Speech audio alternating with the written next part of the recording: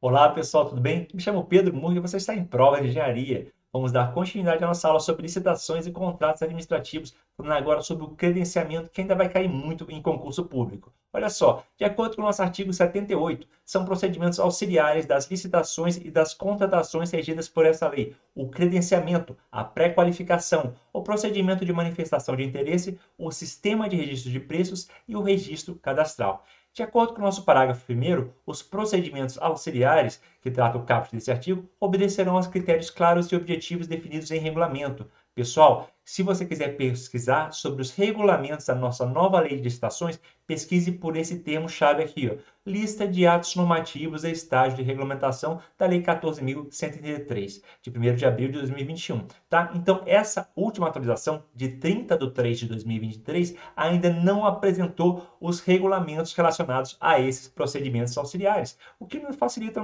nossa vida em certo ponto, pois as questões tendem a ser mais simples. Beleza? Bom, vamos definir logo o que é o credenciamento. E antes disso, eu peço para você só deixar o seu like e se inscrever no canal, que me ajuda bastante, tá bom? Então vamos lá. Credenciamento, processo administrativo de chamamento público em que a administração pública convoca interessados em prestar serviços ou fornecer bens para que, preenchidos os requisitos necessários, se credenciem no órgão ou na entidade para executar o objeto ponto convocados. Observe que o credenciamento ele não é vinculado a um contrato, a uma licitação específica, tudo bem? Você faz um credenciamento no órgão, beleza, pessoal? Olha só, e o credenciamento é uma das hipóteses, das 5 hipóteses de inexigibilidade, né? Olha só, é inexigível a licitação quando inviável a competição, em especial nos casos de objetos que devam ou possam ser contratados por meio de credenciamento. E vamos lembrar aí quais são as 5 opções aí para inexigibilidade. Temos o que? O fornecedor exclusivo, o Bill Gates.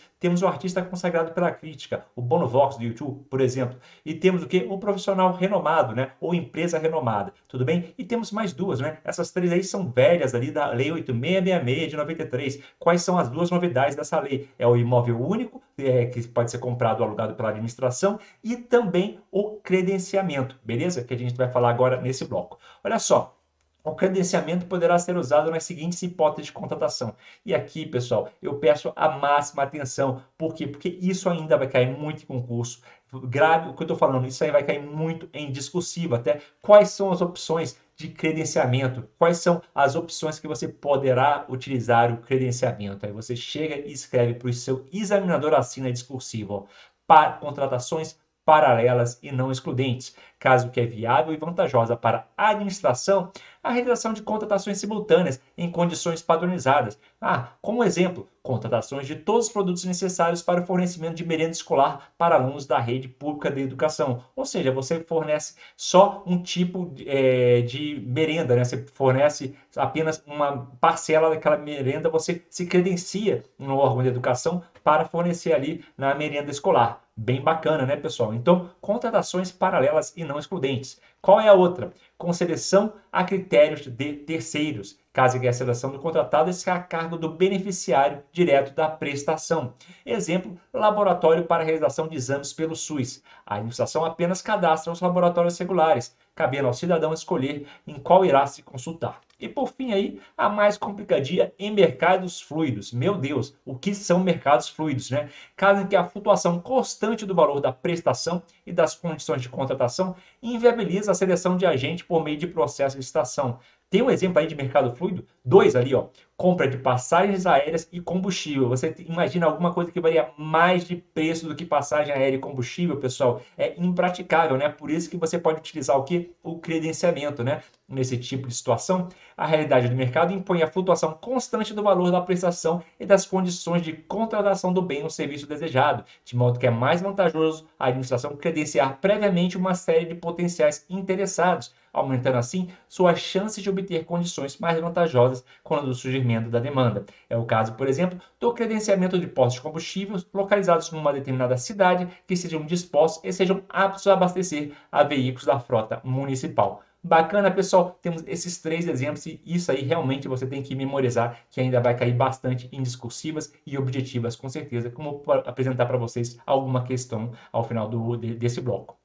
Continuando o nosso artigo 79. Os procedimentos do credenciamento serão definidos em regulamento, que não sabe ainda, observadas as seguintes regras. A administração deverá divulgar e manter à disposição do público em sítio eletrônico oficial o edital de chamamento de interessados, de modo a permitir o cadastramento permanente de novos interessados. Na hipótese do inciso 1º do caput desse artigo, quando o objeto não permitir a contratação imediata e simultânea de todos os credenciados, deverão ser adotados critérios objetivos de distribuição da demanda, tudo bem? Ou seja, ele está falando o quê? Do nosso primeiro inciso ali, né? Ou seja, contratação imediata e simultânea, por exemplo, na nossa merenda escolar, tá? Então, na próxima vez você será contratado, por exemplo. Olha só, o que eu falei aqui da lista de atos normativos, tá? Veja aqui, no final temos aqui o item 49, tá? O que? Dia 30 de 3 de 2023. Ainda está em elaboração pela equipe técnica, o que? O nosso normativo relacionado ao credenciamento. Bacana? Os procedimentos de credenciamento serão definidos em regulamento, observadas as seguintes regras. O edital de chamamento de interessados deverá prever condições padronizadas de contratação, nas hipóteses do inciso 1 e 2. Na hipótese do inciso 3 do caput desse artigo, a administração deverá registrar as cotações de mercado vigentes no momento da contratação. Não será permitido o cometimento a terceiros do objeto contratado sem autorização expressa da administração. Será admitida a denúncia por qualquer das partes nos prazos fixados no edital. Continuando, pessoal, apenas um pouco de teoria aí do Marçal Justin Filho. O que é o credenciamento? Ato administrativo unilateral emitido em virtude de reconhecimento do preenchimento de requisitos predeterminados por sujeitos interessados em futura contratação, a ser pactuada em condições predeterminadas e que independem de uma escolha subjetiva por parte da administração.